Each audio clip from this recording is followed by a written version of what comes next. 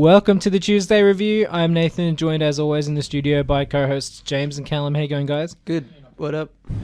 Yeah, not too much. And this week we are talking about the expectedly fantastic, The Falcon and the Winter Soldier. Yeah, I mean, I think with Marvel there's a standard, so it's never going to be devastatingly terrible, but then you don't know if it's just going to be like okay or really good.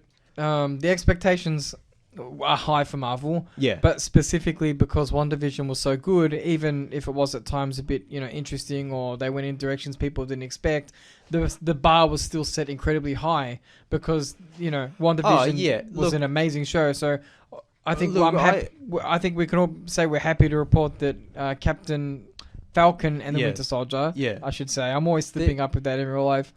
Captain Falcon, I mean, close enough. We'll get to was still a really great show. Yeah, I mean, because I mean... Very different. I'll put it this way. I've said before, like, I really like the Vision. Like, he's probably become my favorite MCU character. He's not my favorite Marvel character, but he's probably my favorite MCU character. And, like, I like Scarlet Witch, and I was down for whatever weird stuff they were doing in WandaVision. And that was kind of like my wheelhouse. I was like, cool. But it ended up not living up to all my expectations, but it was still a good show. Yeah. And The Falcon and the Winter Soldier... can we abbreviate that into calling it something... What's this called? I call it Falky and Winty. We'll call it Falcon in my head. I don't really call it that. The Falcon Show. The Falcon Show. We'll just call it Black Falcon.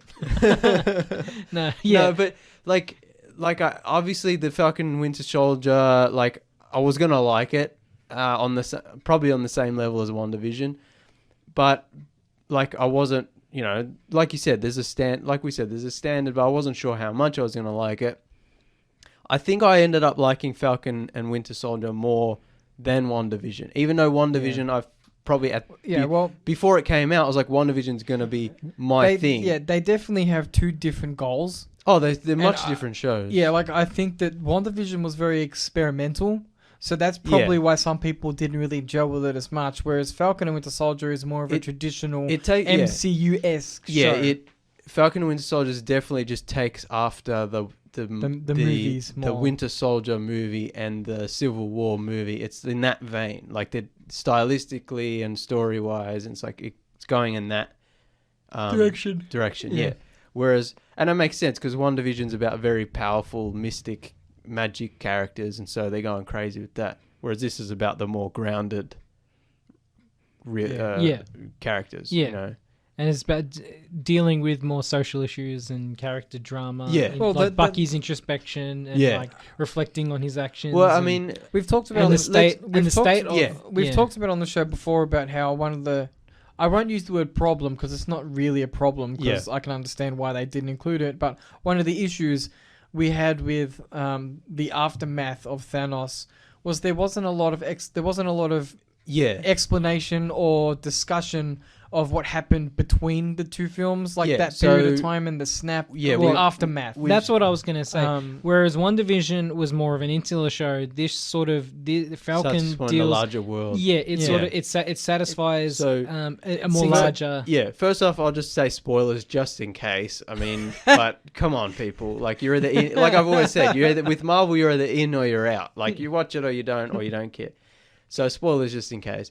But yeah, I've said many times on the show about how they really need to deal with the 5-year gap, the blip, and they haven't really done that. Spider-Man: Far From Home mentioned it as a joke and then didn't really deal with it, and it wasn't until WandaVision where they started to creep it in a bit. But Falcon and Winter Soldier deals with it really well, I think. Yeah, it shows. Well, it sits in it, and it actually they contemplate about these things. It shows the consequences of half the world's population having vanished for 5 years. Yeah, and I really like the idea of the GRC, so the Global Repatriation Council or something like that, or relocation, where they, it's like camps and stuff. Yeah, and refugees aren't from they are from other countries, but you know what I mean? Like refugees now, there's this subset of refugees who after everyone was gone, all these people started moving between borders, living in houses, getting new jobs. And then all of a sudden, all those people came back and were like, "You're in my house," and all those people became refugees. And I like that idea. That's really cool. And, like I said, Marvel needs to deal with this stuff because you can't just have a 5-year gap where people vanished and just not deal with it. Yeah, and it's incredibly satisfying how they dealt with it in this show. And because they're dealing with it on the TV show and not in the big movies, then they can leave the movies for all the big action stuff and, the real... crazy character moments. Yeah, but it's good both ways because they get to slow down and probably explore it over a season's worth of content rather than trying to do it justice in a 2-hour movie. It's definitely like they do it. I don't know how to, like they still in the movies they still need to deal with it. Yeah, they can't ignore it now that they've done it in Winter Soldier, you know what I mean? It's a permanent facet of the MCU now. And they do have to acknowledge it somewhat. Yeah, it's like, we're saying, they did a great job, but it's like, Marvel, your job's not finished. This is just one part of it. And they probably won't mention it too much going forward either. Maybe a couple of times during the films and that's it. Well, I mean, I can't remember off the top of my head, but most of the movies coming out after this are like the big crazy cosmic stuff, so they probably just won't. I guess Shang-Chi takes place partially, like mostly in the quote unquote real world, so they'll probably mention it, but they won't deal with it. But this was like their one chance, and they did a good job. They did. It was satisfying for me. I like how they deal with the snap about how like what's his face? Anthony Mackie's character. I forgot his name now. I'm blanking. Sam. Yeah. Sam's I blanked there. I'm like Bucky and what's his name? Yeah, Sam. I like how they deal with the fact that he was one of the vanished, the snapped. He vanished in a blip, and how they dealt with how it affected his family. Like his sister wasn't. No, but she lost she's broke. Yeah. And like they have to sell the boat. I did like that. Sam's trying to convince her not to. And it's like, well, it's been 5 years. Where were you? Yeah. It's like we had to work for everything we've got. We didn't have any help. Yeah. And now he's back and he's sort of trying to wrestle with the guilt of like, he's been this hero and he still doesn't have any. Now he's back. It's been 5 years. He doesn't have money. It's like all of these problems arise in his community. I did like the part where they're like, they asked him, he was in a bank with his sister trying to get money for the boat, and they're like, "What are they mentioned something about his earnings?" And he's like, "What do you mean earnings?" The awkward moment. I'm the superhero. The awkward moment when the Avengers are really just all volunteers and no one gets paid. I don't know. I can't remember. He gives him money. It's got like a Tony Stark's face on it. So these are Avengers bucks. I can't remember the. I don't know. Tony's dead now, guys. The black card's gone away. These are Tony tokens. I don't know the intricacies of like how the financial stuff works in the MCU. Yeah. But I know that there have been times in the comics where they do get paid. Well, I mean, would Sam still be active military? He wouldn't he? I would have thought so, but it's maybe in a grey area. But technically he's also a vigilante. Yeah, I was going to say, my assumption is it's a no. Because... I mean, Rhodey is still active military. Was Rhodey snapped? Yes. No, I can't remember. No, but it's more complicated with Sam because he was gone. You're saying, even if he was active, now that it might have been a thing where they reset because who were they going to be paying the money to? You know what I mean? No, I'm not talking about but like future income. Oh like, because what was the banker teller asked him was like, do you have the last X amount of years? And he's like, no, and he's like what? I wasn't here. How can a man work if it doesn't exist? There's a great scene in I think it's the New Avengers comics of the 2000s. Where they're asking Spider-Man to join the Avengers, and he mentioned he goes, "Will there be money or something?" And someone goes, "Yes." And he's like, "Oh, thank God." I can't. Something along those lines. I thought, and that was like, "Oh, they get paid." That's a good Spider-Man joke though. Of like, how much does this pay? Yeah. But I guess we should talk about the overarching plot or theme of Falcon and Winter Soldier, which is like and legacy. Legacy, yeah. Like, because at the end of Endgame, where Old Man Steve gave Falcon his shield and was like, "You're Captain America now," and Sam was like, "Oh, I don't know. Like, it feels like it belongs to someone else. Like, I don't know." And Bucky's over there looking behind her. Yeah, Like, jealous. Give me my shield, man. That's my shield. Yeah. Sam gets the shield from Captain America, and he's like, "It feels like it belongs to someone else. Like, I don't know if Yeah. I can take that on." And, you know, Bucky's all there jealous and whatnot. But like we before the show came out, we were talking about how, you know, how are they going to deal when they announced the show? It was like, well, they're obviously going to deal with Sam sort of coming to terms with being Captain America. Yeah, or being the one who's they want to be Captain America.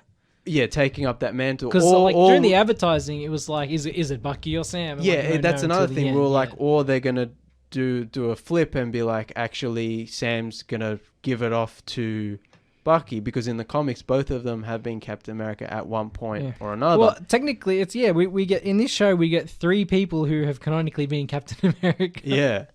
So lots of super soldiers running around. Actually, we should talk about that as well. It's like this show, they went from like, oh, super soldiers are kind of like a special thing, to just everyone's super soldier now. But I think that it was necessary for the yeah. But anyway, like, and the show, I think, you know, and we were talking about like, you know, how they're going to do that, and obviously what they're doing as well is, if you don't watch the TV show, you can watch the next movie where Falcon, or now he's Captain America, you can watch the next movie with him in it, and it's like, you don't have to have watched the show because, oh, now he's Captain America. So you saw him got the shield, cut to, now he's Captain America with the wings. And that's a good point. That's fine for a lot of casual viewers who are not going to be really invested in the TV show or whatever. And we said that with WandaVision as well, where it's like, it ends in a way where she's in the cabin, where Doctor Strange can start, where he just goes to find, and it makes sense because the last time we saw her in the movies, Vision had died, and so obviously she's isolated herself. So you don't have to have watched the TV show. Yeah. Now this is good for casual viewers, like I said, and it's not a big deal or problem, but it's like the show, both WandaVision and Falcon and Winter Soldier, they have limitations because they have to fit in within that framework no one really has to watch this if they don't want to. That's the only pitfall I can see happening if they're going to continue making these shows with the idea that they're optional. Yeah. Now, I'm not saying that it's not worth watching, because it definitely is.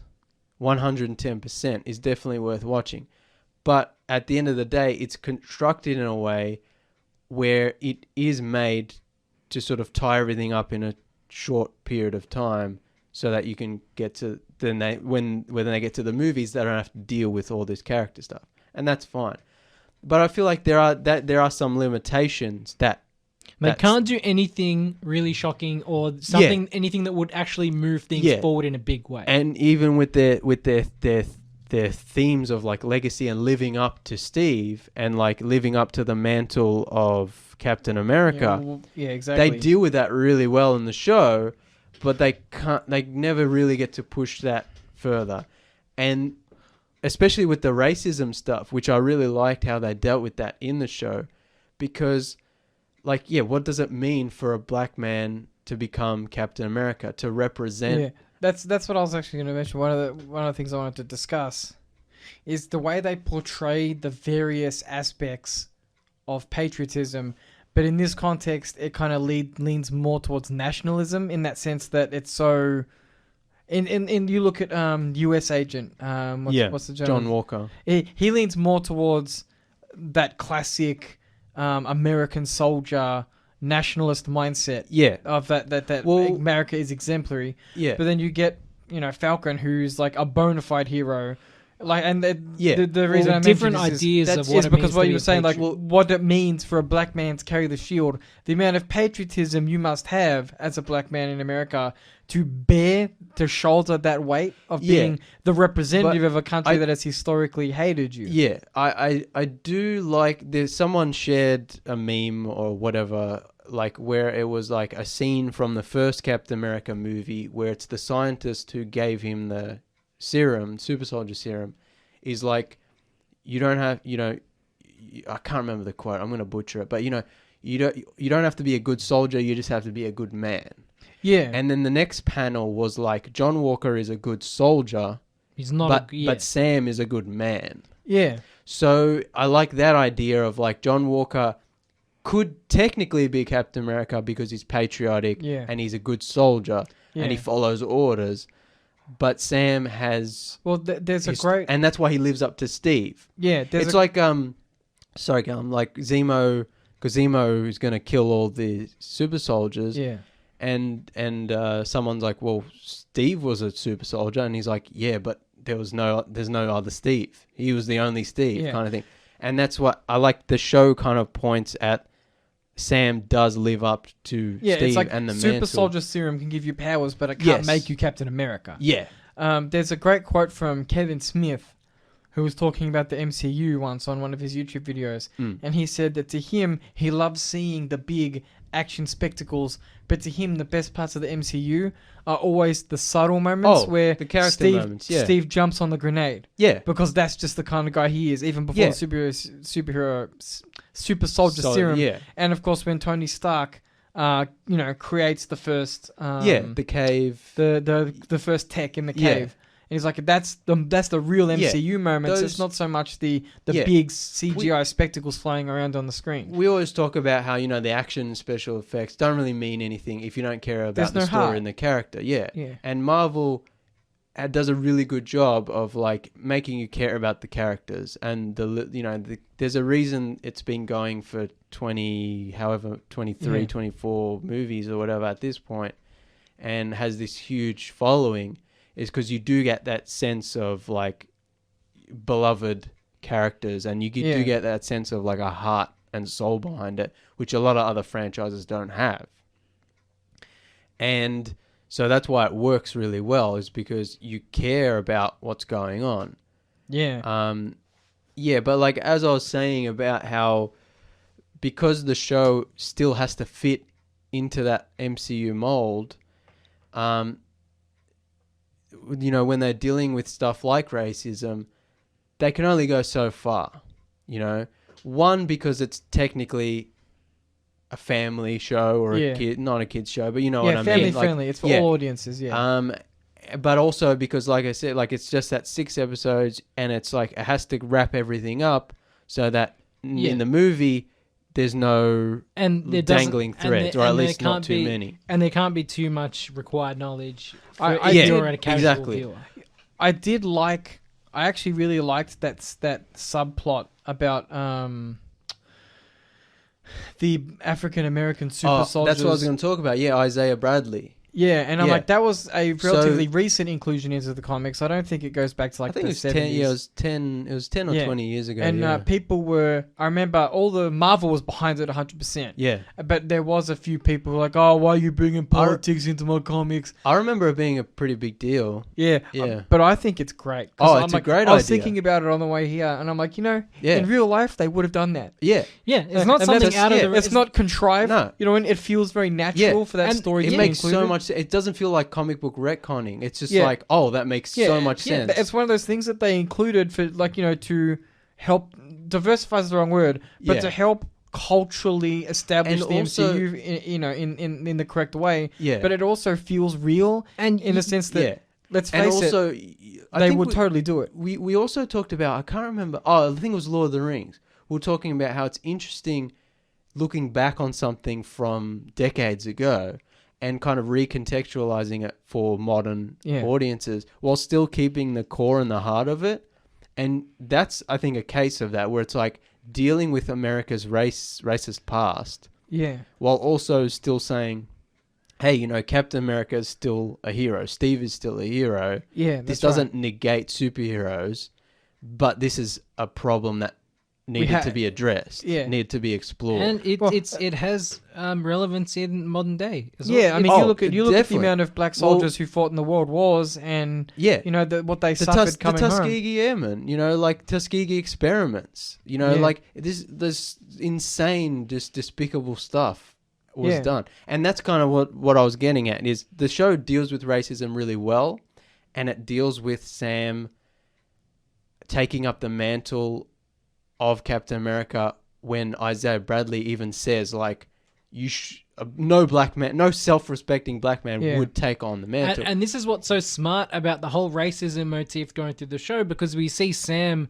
wrestle with literally all the facets of patriotism and what it means. And I like how Sam doesn't just say yes, because he could have easily just been like, I'm Captain America now. But it's like, this show deals with, like, well, what does that mean for a black man to take up the mantle of a government? It's also written historically. It's also written so well that you get a complete understanding of the issue. Not a complete understanding, but pretty much. Like, you see it from all sides. You have John Walker. You understand why people feel. He gets racially profiled by the police. Hit the bank, all the bank stuff with the sister. Also, you understand why the characters come to the decisions they've made, or in Isaiah Bradley's case, you can completely understand why he feels the way he does. Exactly. Even though I love superheroes, he got done dirty. Oh, yeah. You know what I mean? And that's coming from a white man. It's like you can...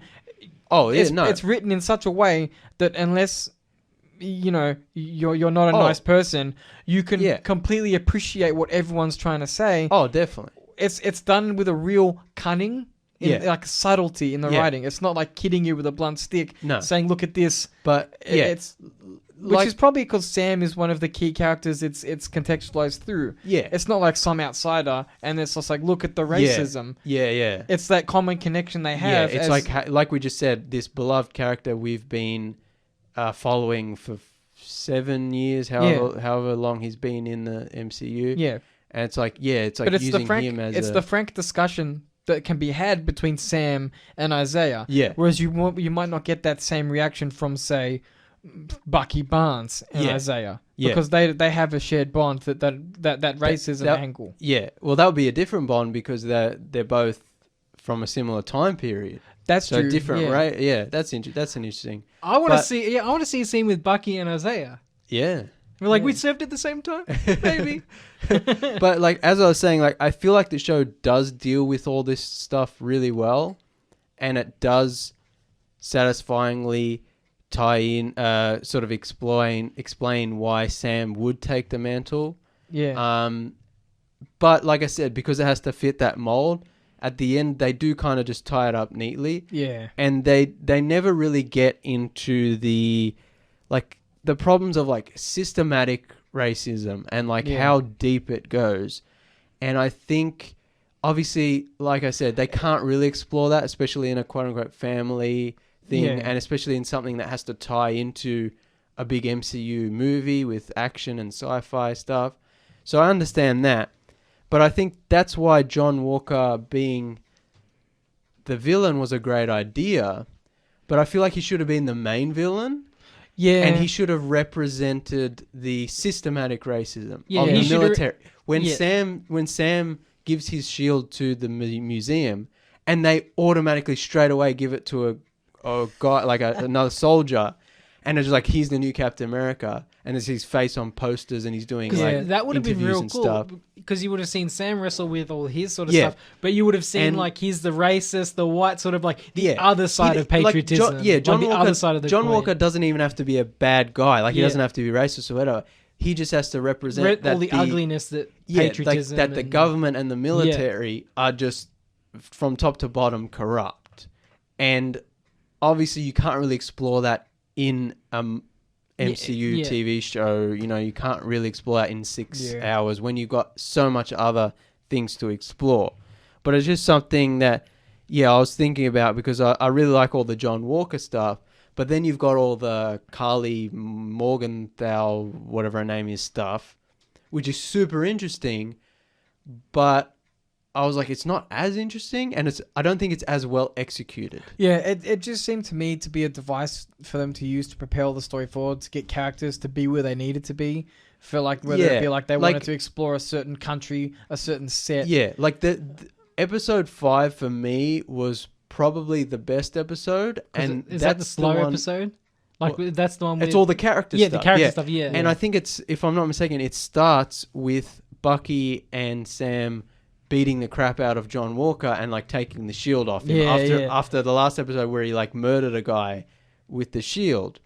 And then like Sam is like rubbing the blood off the shield. And he's like, this was Steve's, like Steve gave this to me and I ruined it. He dirtied the shield. And Bucky is like, Steve Which gave is, that which to is you. all the symbolism. Which is a pretty great metaphor. Yeah, and Yeah. you know, Bucky's like, Steve gave that to you. He trusted you with that, and you just threw it away. And then Sam's like, no, you know, like, and I was like, oh, this is really great. I think that's all the best stuff. That's interesting. Yeah. The big fight with Carly at the end, boring. Yeah. Couldn't care less. And I don't, like I said, maybe they could have just had John Walker be the main villain. But then I do find the Flag Smashers really interesting in their concept, not in their execution. I find their execution kind of lame, especially like they're on an app.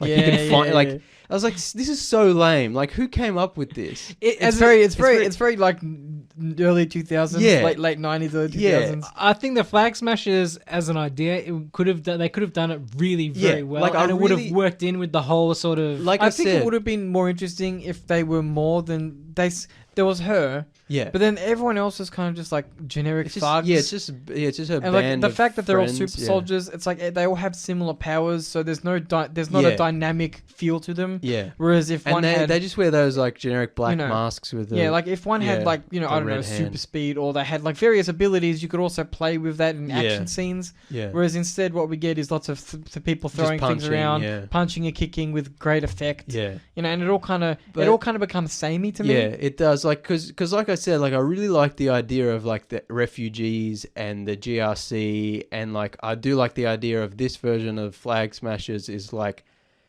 a group that's trying to make the world the way it was when everyone was snapped. Yeah. You know, when half the population was gone, it was like, well, things were much better. Like we had more resources, like we Yeah. had more, and now everyone's come back, and we're all displaced, and it's like We're back to consuming. and again. then back in, and it's like, and all these people are now being put into refugee camps, Yeah. and I was like, that's really interesting. Yeah, the bitterness. Yeah, but I don't think they had enough time to explore it when they're dealing with all the other stuff, Yeah. and I don't think they explored it as well as the other stuff.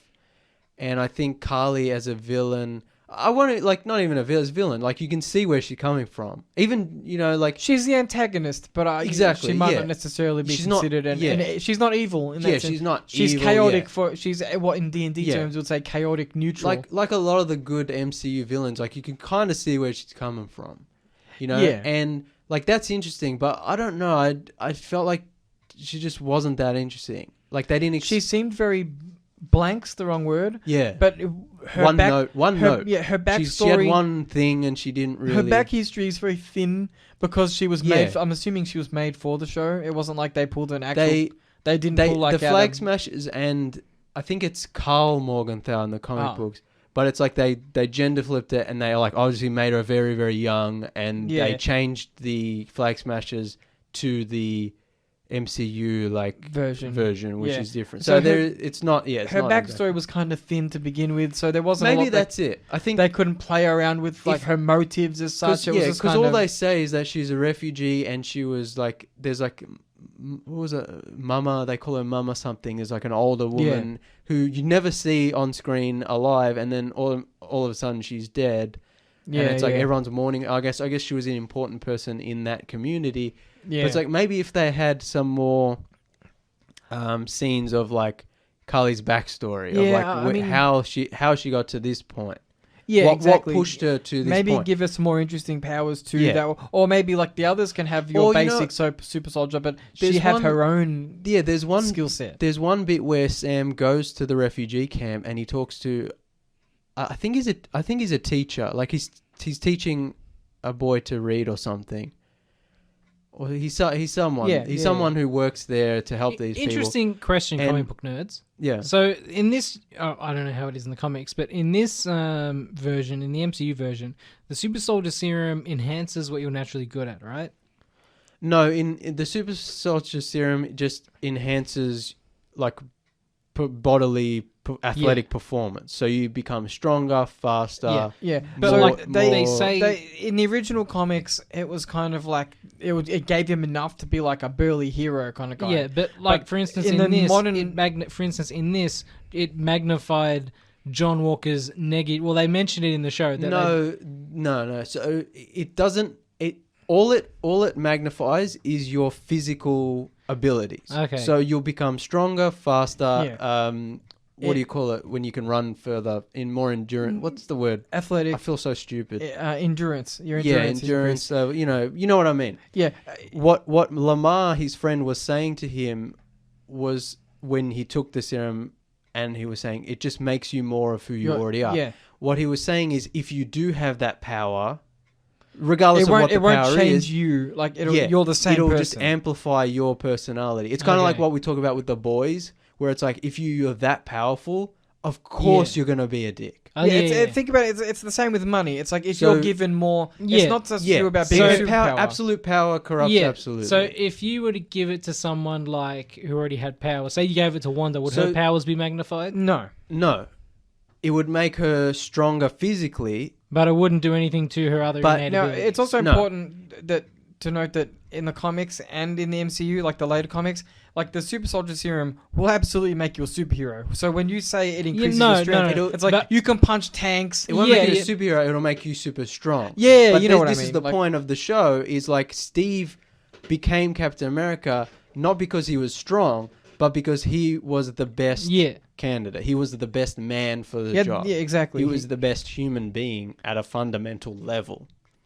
So when he So if got you gave it to a superhero, when it he wouldn't do got- anything about their existing powers. no, no. Okay. no. It Yeah, only- if it you only- gave it to Hulk, he wouldn't become Super Hulk. Yeah, if you gave it to Doctor Strange, he wouldn't become Super Yeah, no, Magician. yeah. It just makes you It just- punch yeah. things real hard and it's run basically fast. it's the most boring basic super soldier serum, Yeah. like in any other movie with a super soldier serum. Very good. But yeah, like there is that bit where he goes to the refugee camp. He's talking to like a teacher, and the teacher's like, "They don't give us anything. They don't, the UN or the GRC. They don't give us enough equipment or whatever, And now they're saying they want to move us into like camps or whatever." And I was like, maybe it would be interesting if Carly was one of those people. Like Yeah. a person who, whether they were a refugee or just working in the refugee camp, like someone who saw the devastation firsthand and kept trying to help and just Yeah. could never do it as a normal person. And it wouldn't take a lot either to kind of sprinkle that in there. A few Yeah. extra minutes here or there. Like especially like making her like a doctor who like maybe goes to these refugee camps and like sees all the sick people or whatever. I guess they're not sick because it's not that kind of refugee camp, but you know what I mean. Yeah. Someone who, hungry, yeah, poor. yeah, Without hope. like Yeah, exactly. So, or maybe she could have been even part of the GRC and was sent to one of the camps and like then was kind of converted to sort of over. Someone's doing burnouts in the in the car park. Yeah. It's Sorry really if that annoying. comes through in the recording. Yeah. But like that would be interesting, and then then you could explore the systematic. How I was talking about systematic racism. You could also explore the systematic problems And the wealth disparity from that and, side, and because that there's kind of that thing. bit at the end where Sam is telling the GRC council member, like, you've got a chance to do something. This is the first time in human history where you can see everyone's having the same problem. Yeah. Like there's no excuse. And he has big speech moment. Yeah. So you could tie that more closely in with Carly, instead of Carly just being a terrorist that wants to stop the vote so the GRC can't displace the refugees. Which is so vanilla. Yeah, I was just like, what is her goal? To kill? Wow, that's really loud. Should we go on a break and we can tell them to stop? Nah, it's all right. So Someone's hooning. This I don't. recording That's is so trash. loud. It's got to come. If it doesn't It's- come through on it- the microphone, which it definitely has to. It's coming through. Yeah, but anyway, like sorry that's for more- people listening at home. Yeah. I can only do so much. Oh my god, the joys of live radio. But like that would be much more interesting. Yeah. Because like it's just like you can explore that, and you don't have to do a lot more, but you can do much more Yeah. within that same. Yeah, no, they could have written her very very, very decently. Like she could have had much better writing. The other character in the show, of course, is the Winter Soldier. Yeah. Bucky Barnes. Yeah. Who, of course, had the terrible outfit in the original comics. Yeah. Then he graduated when they created the Winter Soldier. Yeah, now he looks badass. Yeah. And, of course, his whole motif is not legacy, but it's kind of making amends. Yeah, dealing with the atrocious things you've done in the past. Of course, we as the audience, of course, know that he was being controlled by enemy forces, and he wasn't in control, but it was still his hands. It's still or one hand. He remembers exactly. doing. So he still has the guilt and This is the because it's now has 6 episodes. This is the first opportunity they've had to really explore that, because before this it was just movie appearances. And it's just like he shows up. He's in Winter Soldier he's the bad guy. In Civil War he's like starts off kind of bad, and then they kind of fix him and he's like good. And then in the Avengers movies he's like being rehabilitated in Wakanda, and he helps them fight. But they never really get to explore like what his character. Yeah, it's like what is this guy going through? Because it's like he was himself a victim, even though he killed so many people. It wasn't under his own control. It's interesting to frame it in the sense that he pretty much he didn't really have a life.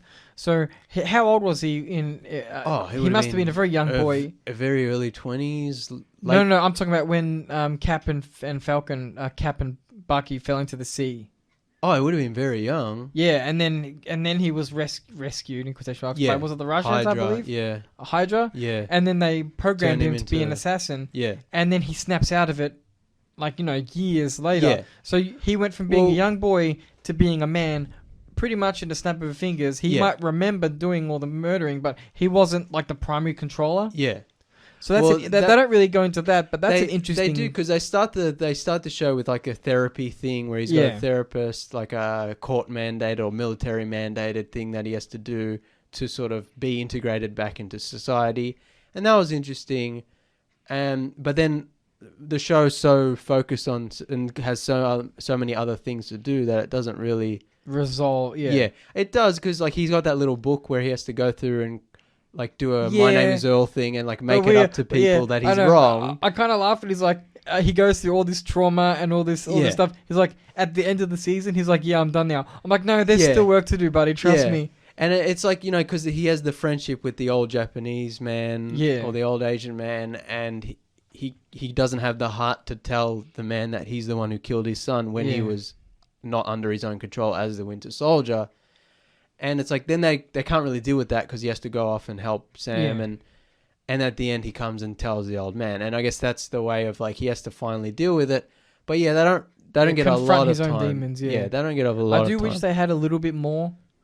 Yeah, because I feel like Sam was the main character, kinda. Yeah. Oh, definitely. Even though Winter Soldier's in the title, Sam's very much the primary mover. Definitely. If that makes sense. Yeah. I like the scene where is it Baron Zemo or Sharon Carter who rattles off the keywords to try and spook. Oh, Zemo. Yeah, he's like, I'm just testing you. Just checking. Yeah. But yeah, like, because like Baron Memo.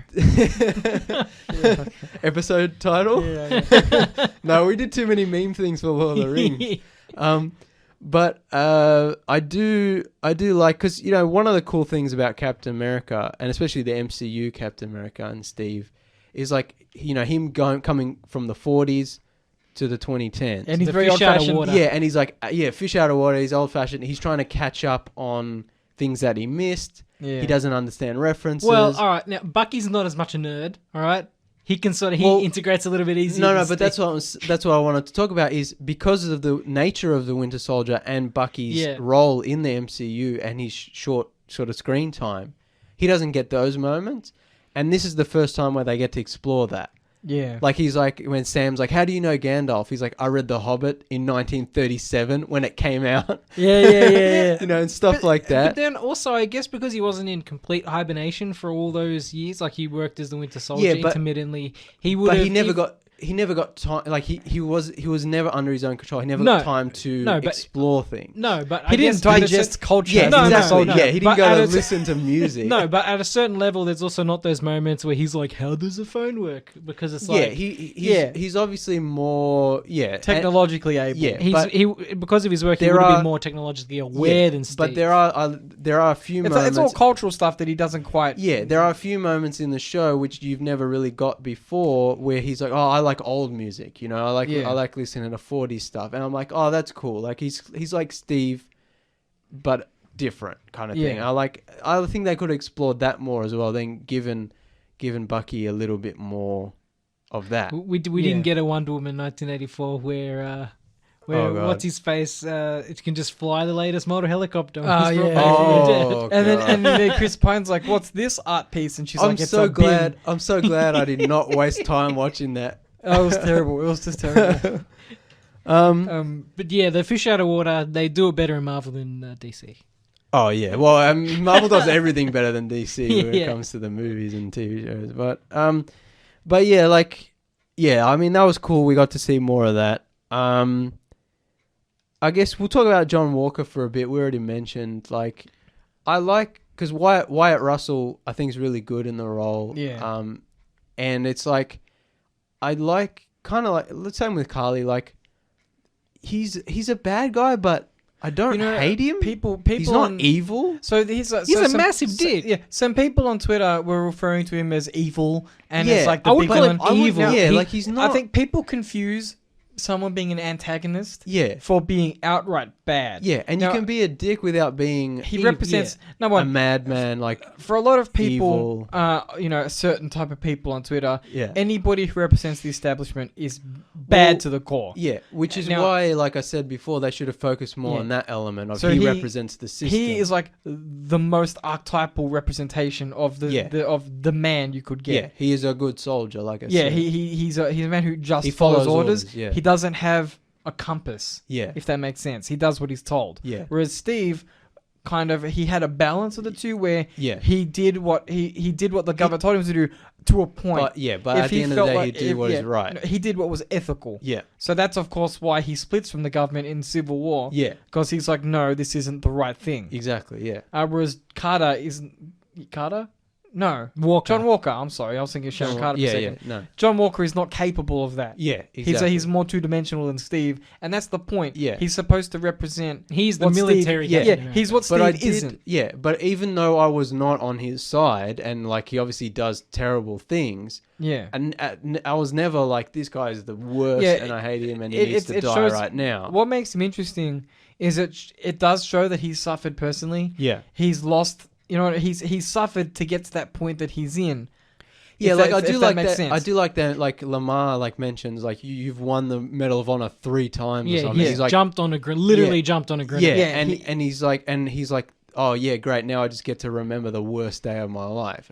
And I think Yeah. even though he is that quote unquote good soldier who will follow orders, he's still tortured by the bad things he had to do Yeah, in war. Like he's not like a bloodthirsty killer. yeah, Like he only killed that flag smasher because Lamar got killed. yeah. Like that doesn't excuse it, No, but it's like he wouldn't go out of the way to. he won't kill an cold-blooded- innocent person. Yeah. There's a scene. And at the end of the show, he actually works with Falcon, and to save people. he's like trying to kill Carly or whatever, and then he's like, "Oh crap, I better help," and like, yeah, and he grabs the truck, right? yeah.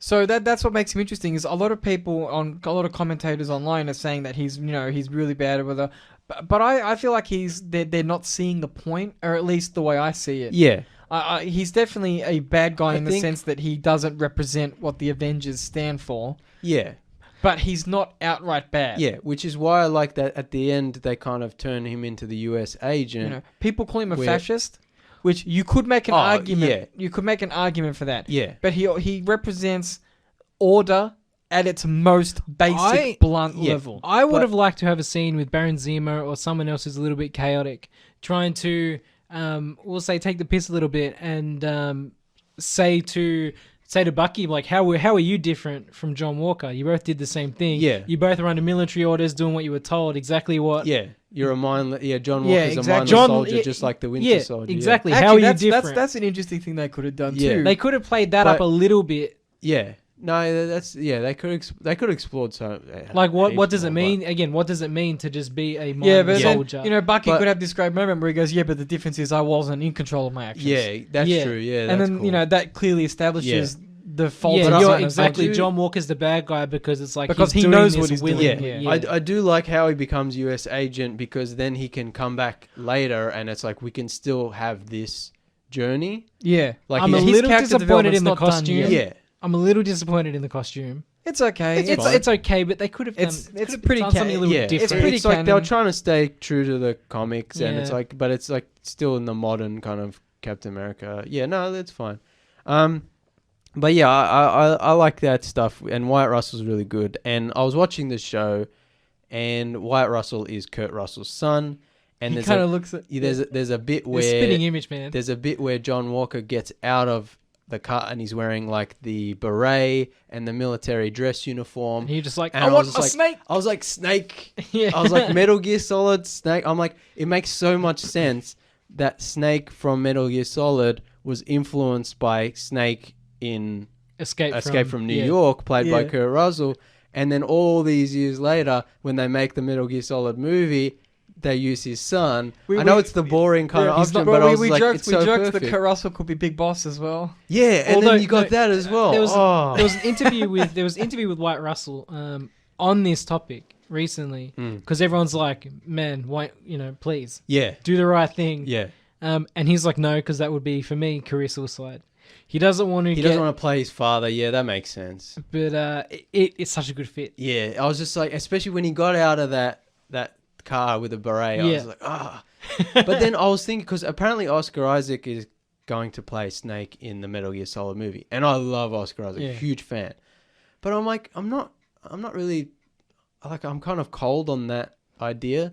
And then I'm watching this show, and you got Wyatt Russell, and then you also got Sebastian Stan, who's awesome. And I we was need just to like, keep Sebastian Stan free so he can play Luke play Skywalker. Luke Skywalker. Yeah, but I'm done with Star Wars. Like, I don't want, I don't want him to waste Come his on, time. there's on one scene where he's like wearing a top and he's just got like I think it's like on episode 5. the metal arm. yeah, and he's just got like you just see the metal hand and I'm like, he's I'm like, already halfway. you're already there. halfway there.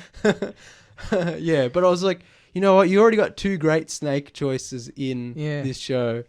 But the Metal Gear Solid movie is never going to be good. But No, yeah. it won't. Video game curse. Yeah. Yeah, and then like Julia Louis Dreyfus is like Madam Hydra. Madam Hydra / what's her name? Contessa, Contessa yeah. Valentina something. I was like, everyone was like, oh, there's a Um, big review. I'm like, yeah, but who cares? She yeah, doesn't do but- anything. yeah, I mean that's obviously to set up US agent and her Hydra Yeah. shifty stuff going forward. So that's more like a tease. Apparently she was in Black Widow, which was supposed to come out long before this, and which is set years before this. And so her reveal became kind of switched. So Yeah. I'll be interested to see We'll get another how- reveal. yeah, in how she Black ties Widow. into that, because then it'll be tied into the whole like Black Widow, Shield versus Hydra thing, and So that'll it might be a bit more interesting rewatching this section with Madam Hydra after watching Black Widow. yeah, to see how her original entry was supposed to look like. Yeah. Yeah. A couple of things. Sharon Carter, Not sure. not sure what they're doing. I saw there was a comment that said that she could actually be a Skrull in disguise. Yeah. And I watched it and I'm like, I don't see it. So here's the thing: it's like, like when she's introduced obviously as like a love interest for Steve, like she is in the comics, and then they don't really know what to do with her after a while, and then this comes out and they're like, oh well, we got to bring her back, She's kind of a bad guy. and I don't think they know what to do with her, and so now she's the quote unquote power Power broker. broker, who's this like shady. She gives Underground secretive, figure. Yeah. underworld boss. grants wishes and gives people what they want for money and stuff like Yeah, that. and it's like, I'm like, I don't know. And everyone's like, well, she's actually a Skrull. They're Yeah. setting up secret invasion. I was like, I would prefer that But I don't Only see any because- evidence for it. Only because I'm like, just her heel turn is just out of nowhere. Yeah. Like, yes, her government, quote unquote, abandoned her after she helped Steve and the others in Civil War. But it's like, Now she's an outright bad guy. Yeah, It's a little weird. yeah, and she's like a criminal, like, mastermind. And also, if I'm not mistaken, and I probably am, she was snapped. So she's been able to set up this empire in a few months, Yeah. or she's been able to take over from the previous power broker. yeah. I'm like, Yeah, you're look, setting up a whole bunch of okay. stuff that's. You're putting too much thought into it, James. Maybe I put out more thought than they did. yeah, that's what May- I'm I saying. think I'm like, maybe, I yeah. think they just needed a face that people who watch the movies can be like, I feel like- 'cause it's Sharon Carter. I feel like it was important to bring her back because she's so tied to Captain America and Yeah, so tied but to the way they did those it- characters. But yeah, I was just like, what? yeah. Like, and obviously they don't just want to make her the love interest. So I was like, that's understandable. yeah. But I don't, her being the bad guy. And if she's a Skrull, I'm like, good, that explains Well, that. Yeah, I guess. But she then it's could, like, but well, where's she? there's no evidence for Yeah, that. if she's like, if she's still alive, then where's she? And then I was like, oh, you know what they're gonna do? And don't quote me on this if it comes true, because then I'm, But she's actually working with Nick Fury in space, Oh, yeah. and the Skrulls Are have on- because are assuming identities. because Spider-Man Far From Home established that one of the good Skrulls is impersonating Nick Fury. And so one of the bad Skrulls could be impersonating Sharon. Carter. Yeah, of course. But in reality, Sharon and Nick Fury are actually in space helping. I guess it sort of makes sense for an evil Skrull to be setting up as the power broker, because then that gives them access, gives Skrulls access to secrets and weapons, Yeah. and other stuff that they could. It's a use good way to against- set up the secret invasion. But I mean, this just ties into how Captain Marvel screwed up the Skrulls, because it's like they were all good, and apparently there's only a handful of them. But now there So are bad si- ones who so want to invade silly, the yeah. planet. I'm like, well, you screwed that up. All right, let's quickly talk about Baron Zemo, because Civil War kind of slowly became my favorite MCU movie. I just like everything about it. And like we were just talking about, it's the character moments that are kind of better than the action even. And it's funny because Zemo is, he's basically supposed to be such a two-dimensional bad guy because he represents Nazis. Well, in the comics, Kinda. Yeah. In the And I'm comics, like- he's just, I'm like, generic villain. But they make him so fleshed out in the show. I He's like- so likable. Yeah, I like. Well, that's kind of one of the reasons I like Civil War, and like we were just talking about, it's because I kind of see his point. Because all he's trying to do is just Get rid of destroy super all the soldiers. super soldiers. Especially, it's like the And- notion that there's a drug out there which can turn anyone Yeah. into being superpowered. Exactly. That's dangerous. Exactly, and I really like the end of Civil War, where it's not this huge epic Avengers battle. It's just like Bucky versus Cap versus Iron Man, and in the meantime, you've got all these super soldiers in their cryo chambers, and Zemo's just like switches off the button. He's like, they're all dead now. You're not getting this big epic Avengers battle. This was my goal, and then he tries to kill himself. He's like, I'm done. And then what's his name? Black Panther stops him and sends him to jail. I'm like, this is great. This is a great villain. This is a great ending to Yeah. a movie. Especially because I can't remember. How has he survived? So was he in the original Captain America movie? No. So did they make him so he's like a modern neo-Nazi, or was he like No, cryo he's not a Nazi at all. Not He in has the He movies. has no connections. Oh, because I'm sorry, I'm thinking No, about it through the comic book lens. No. So, yeah, in the comic books, he's just like a Hydra stooge or a Hydra, Yeah.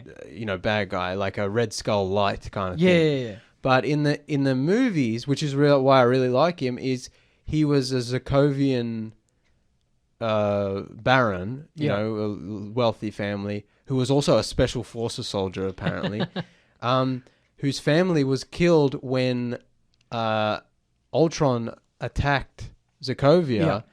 and the Avengers kind of just left, and Yeah. Sokovia was completely destroyed. And I like how they're still dealing with that 7 years later Yeah. or whatever. And Zemo, he's like, well, superheroes suck. I'm going to stop. I'm going to break up the Avengers. I'm going to make Iron Man and Captain America fight and break up the Avengers.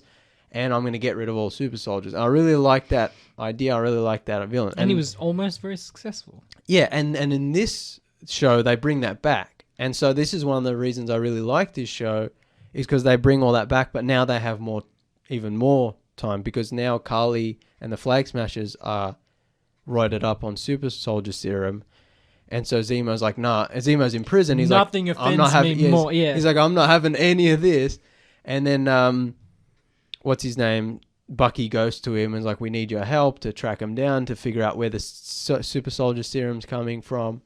And of course, that just means that Zemo can help them, yeah, but also he's got an in to like destroy the serum, destroy the super soldiers. He's almost like not a trickster sort of character, but he's like he's slippery. He's very slippery. Like he's there, he has a goal. He's helping them, but he has his own motives. Exactly. He's like playing the game. He's like, I'll help you, but at the end of the day, I'm gonna kill the superheroes and kill the super soldiers, and then like that's takes precedence over everything.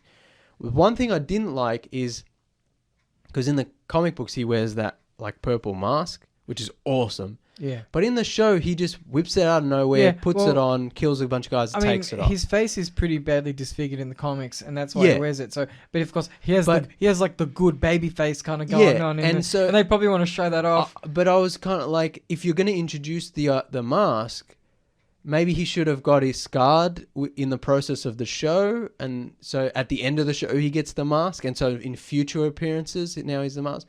Or they had to introduce the importance of the mask, which in the comic books it like came from his father or something, and then he got disfigured and got stuck on his head or something stupid like that. But whatever, like they needed to introduce that if they were going to. He just pulls it out, puts it off. It's his violence mask, almost like fan service. But he doesn't want. It was just fan service, and as a fan, didn't like it. You need to. Like, one of the reasons I like WandaVision is because it takes a whole season to explain her superhero suit, her costume. You know what I mean? Yeah. Not saying you had to explore why he wears the mask. That in terms of scripts, I don't know about production, but in terms of script, it doesn't take that much. You could have him flashback to being as a young boy or whatever in his father's house and seeing the mask. Yeah, or that was his mask when he was a special forces soldier. Yeah. And when he breaks out of prison, because he does find when he goes to the garage, he's got all the classic cars. Yeah. And so he does find it there. I was like, well, so he's had it from before, but it's not mentioned how or why, and why is it important. Yeah. We need the Baron Zemo Disney Plus show now. Yeah. I would watch that. Especially because there's so much interplay between Bucky and Zemo. Bucky could even say, "What's up with the stupid mask?" Yeah, exactly. You know what I mean? Yeah, and he could have just said something. Yeah, they could have just done basic that. exposition. Would have been simple. Okay, so yeah, one more thing. So like I said, the characters and story are more important than the special effects and the action. But the special effects and the action are important because this is a superhero. They were actually pretty good. But also because, like, that's how you make a good movie. You have a balance of good character, story, and good special effects and action. Yeah. If the special effects and action aren't good, but the story and characters are good, you still got an okay movie. Yeah. If you've got bad characters, bad story, but good special effects and good... you got a bad movie. Yeah, good action. Then it's like, it's... mediocre. Pretty crap movie. Like, what's the point? So it's important to have a balance. And this show obviously does pretty well. There's an MCU standard. Yeah. I think some of the action was really good in this. Even some of the CG wasn't. And like because this takes after the Winter Soldiers and Civil Wars, you know, in that vein of grounded action, it's like mostly pretty cool and you know what to expect. What did you think of the first, I think it's the first episode, it opens with this scene of like... Well, that's what I was getting to. Too much CGI crap. Shaky cam, quick cuts, it's boring. I don't like it. So, you know, like, I was watching them behind the scenes and they were talking about how all the practical elements they used and then they, like, digitally enhance, composite it and then enhance it with CGI. I'm like, yeah, that's great, but if you enhance it with so much CGI that you can't really tell that Is the it practical anymore? Yeah. that does it really matter that you had? Does it really matter that you had a guy skydiving if you CGI in everything around and on him? Because at the end of the day, probably wouldn't have mattered, especially when it's like a 1 second scene and then it cuts to another angle. You know what I mean? And most of it's still pretty decent. But there are a few moments, especially in the last episode, where there's like a truck like teetering off the edge, the one that John Walker pulls back off. It's like a CGI truck and a CGI ledge. And I like dropped my TV remote and I was like, come on. You had the truck there. I saw it in the previous 10 scenes. Yeah. Put the truck on a plywood bank and wibble it a bit. I know it's harder than that. I know it takes a lot of time and effort. Yeah, you know But what? how much- It does, but it doesn't take that much time and that much effort for the genius set designers and all of like the production specialists. That's why we reviewed Lord of the Rings not too long ago. Yeah. Take some notes. That's why you have all those talented people on a crew. That's why you have hundreds of people Geniuses, working all hours of the night to get this done. Instead of just having a green screen and then having a bunch of people edit it in later, who also work very hard, but it's not the same thing. No. And it's like I said, you should only use CGI when you really have to. Yeah. And this, you didn't need it. No, that's right. Especially, Disney. I know infinite resources aren't really a thing, but also It's Disney. Yeah. They could have done it. And it just really pisses me off. Especially when you consider how expensive CGI is. It's not like they were going for the cheapest option possible. Exactly. You know what I mean? Like you said, plywood's a bit simplistic, but I'm sure there's a low-tech way to get what they need without spending $300,000. We talked about this with Lord of the Rings as well. $30 million. Yeah, we talked about this Lord of the Rings as well as like, there's so much good CGI in movies that you just don't notice, and so you don't talk about, and we don't talk about, and I don't say, oh, it's great, because you don't notice it, and that's why it's great. Yeah. And there is a lot of that in this show and in the MCU in general. So many little touch-ups and background things that you just don't notice that are CGI that look great because you think they're real or you don't pay attention to them. But then there's so much other stuff that you start to notice that it's like, oh, come on, guys. Like, this is too much CGI. Yeah. So it's like, yes, there's all that stuff that's so important that you don't even see, really. Yeah. And that's the good stuff. And invisible CGI. Yeah. And all the other stuff needs to be practical or only CGI when you really, really have to. Yeah, like laser eyes. Yeah, or something like that. Or they could do it like you like it, the old 80s, like... Yeah, just draw it on, man. It's the best. But because there was that bit, I think in the last episode, where the helicopter gets hijacked, and it's a CGI helicopter in a CGI city, and it's the middle of the night, and it's can't see anything, and Sam is following, and he's got Red Wing, scanning the thing, and it's like quick cuts, and I was like, this is super boring. It's like falling asleep. And then he does the thing where he like flies through. I think he flies through the cockpit and grabs the pilot out. Yeah. So that the lady in the back of the helicopter can take over. Yeah. It was the worst CGI. One thing I will say is I kind of like that. Has he always had in the comics? Did he always have a drone? Falcon. I'm pretty sure Red Wing's from the comics. Yeah, no, he is. But I know in the comics that I've read with Sam, he has an actual bird.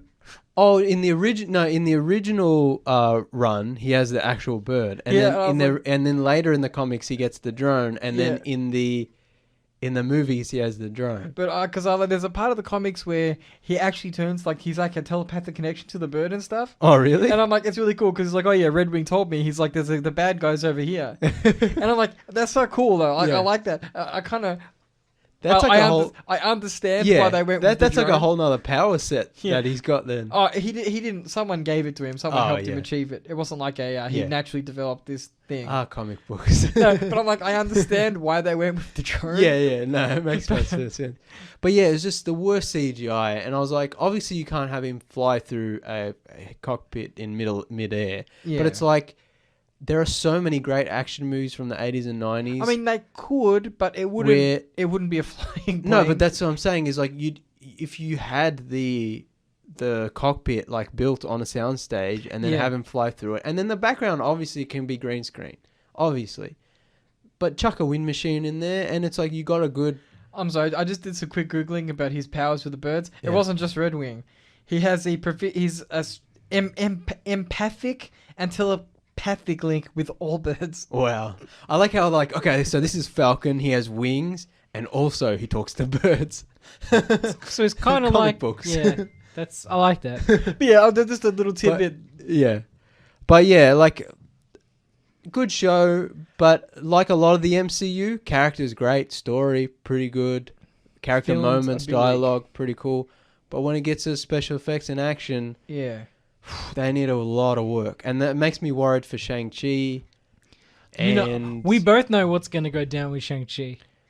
oh, it's not. It's going to be a Black Panther all over again. Yeah, it will be. Yeah, mark my words. No, we all know it's going to be CG Look, everywhere. Absolutely everywhere. I think we can all agree that when you're in the business of making money, and it's like we've said before, it's often cheaper to do things well practically than it is to do things looking terribly in CGI. Yeah, But from the business, granted, I'm not an insider in the business. I'm spitballing here. yeah, My assumption, just based on how Hollywood acts from the movies we've seen, yeah. there must be an assumption in executive rooms where it's just like CGI is just what you do. We've talked about before. It's just the done thing. Yeah, audiences have accepted it. It's the done thing. And it's easiest. It's what looks quote unquote modern. It's what looks quote unquote real to a modern cinema going audience. On top of that, it's so easy to control that not only a director, but more importantly in this case, a producer or a studio can say, no, change that. Yeah. That's a problem because too many cooks and it's an issue of control. That's all it is. Artistic vision and so on. But yeah, it is, and it's the lazy option because you can do whatever you want, and they could do whatever they wanted, and they never stopped. Well, should we do this? Yeah, that's or how can we do this better? And there's no creative problem solving anymore. No, because you can do anything you want in a computer, and so you don't have to have a guy go, well, how do we create exactly? This We mentioned that a long time ago on the show. Yeah, about how back before CGI, you had to actually. Some people invented things. Yeah, you know what I mean, to help make a movie. Like all kinds of interesting. Yeah. Problem solving was done in making movies. New technologies were made just to make movies, just to make special effects. Yeah, and also you also had it pushed the bar. So you'd have people doing special effects, and then you'd have names. Like this person does the best cosmetics. This person does the best whatever. Rick Baker. It kind of That's who I was referencing. But you had I don't want to use the word competition.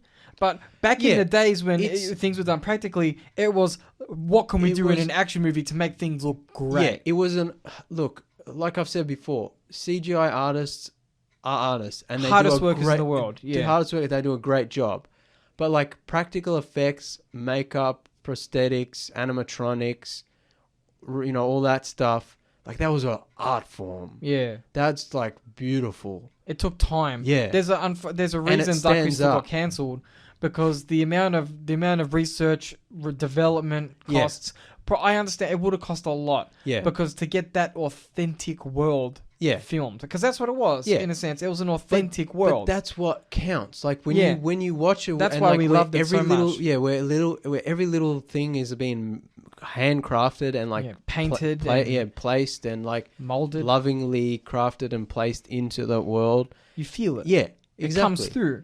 And that's what CGI feels so lifeless. Yeah. And I can't remember big problem. I can't remember who it was. I think it was Roger Ebert. Someone said I think he was referencing more stop motion animation, but he's like that it looks fake, feels real. CGI looks real, feels fake. Yeah. And I think that's the best way to put it. Is you can watch these MCU movies or a lot of modern films, with a lot of CGI. It's yeah, they did a real good job getting the textures right and the lighting. Yeah. But you look at it, looks flat. It looks dull. It doesn't often look real. color. Often it looks like grey. Yeah, you know, like we said before, like yeah. that grey brown And you classic watch, look. Yeah, and you watch. There are movies like Aliens or Blade Runner or whatever where it's like it looks so real, but then there are movies like I don't know, like Lord of the Rings. You know, like we reviewed recently, like stuff like that where you're like, wow, the practical element helps. But then there are movies like where like Black Panther.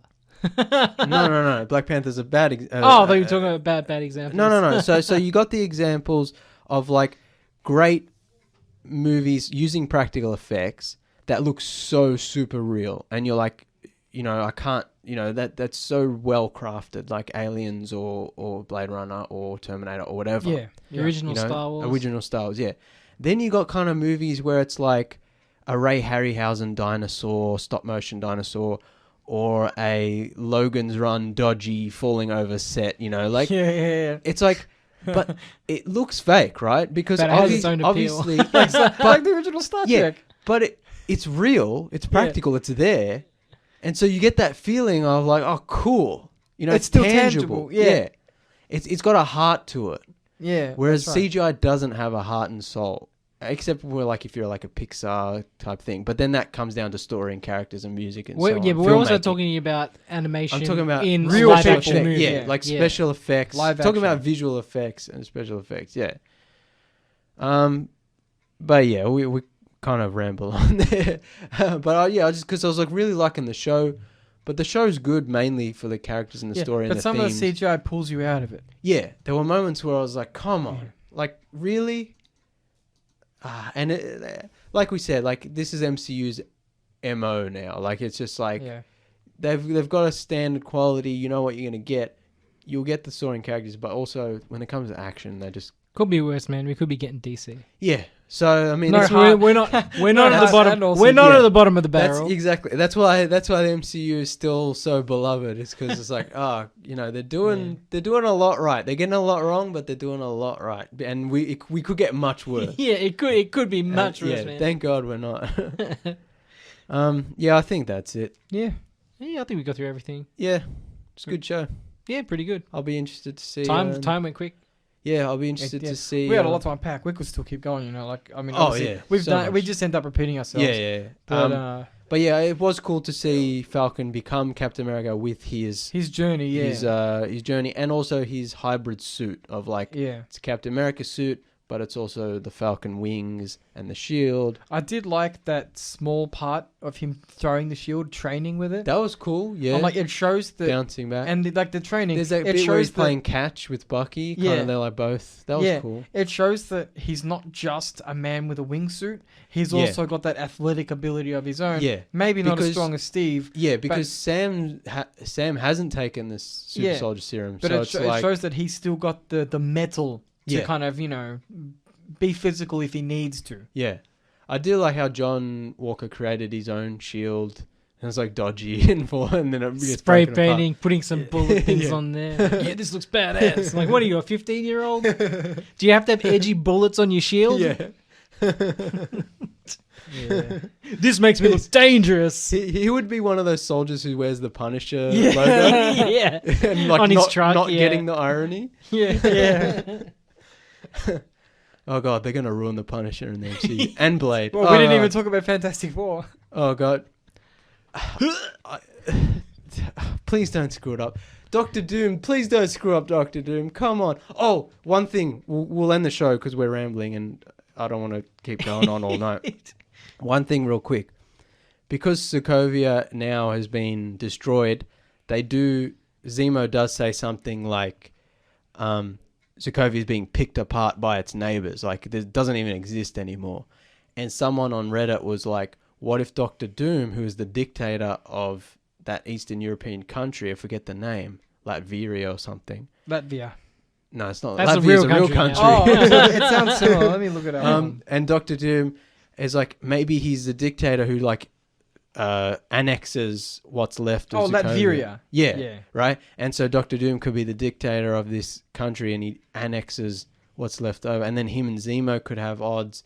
And also they could introduce Doctor Doom as what he's supposed to be in the comic book, which is just an evil dictator, which I really have a bad feeling in the movies they're going to try to shoehorn him in as like, oh, he was actually a cool guy, and then something happened, and then this, and he's actually in. He was one of the Fantastic Four. It was actually originally the Fantastic Five. And they should have Doctor Doom and just have him go hard. Have the movie start with him in the metal suit. Don't explain it. And he's like being super Doctor Doom to the Doom does as he pleases. Yeah, turn it up to 11, and he's just yelling out orders as soldiers, and he's like soldiers are like marching on a country with like tanks, and then the Avengers come to stop him or whatever, and the Fantastic Four, and he's just like blowing them up. Don't screw around. And we'll talk about that in the inevitable Fantastic Four episode in 2023 or whatever. So we've got some time to prepare. We can build up the rants over years. Yeah, that's it. It'll slowly generate an implosion. And yeah, but they released that Marvel roster, which we won't go. The release schedule, which we won't go through. But we'll be back with more MCU discussions very soon. I reckon that's it. That's it. Let's get out of here. I'm hungry. Thank you for listening. Please like and share the Tuesday Review Facebook page and the Tweetor. Rate, review, and subscribe on Spotify and iTunes or Apple Podcasts, because it's important and it does important things. We don't know what they are, but they're important. Yeah, I know there's analytics, I think it's called. Yeah. Or something. Algorithm. There are algorithms. Yes. So rate, review, and subscribe. Thank you for listening, everybody, and we'll be back. Adios, cousins.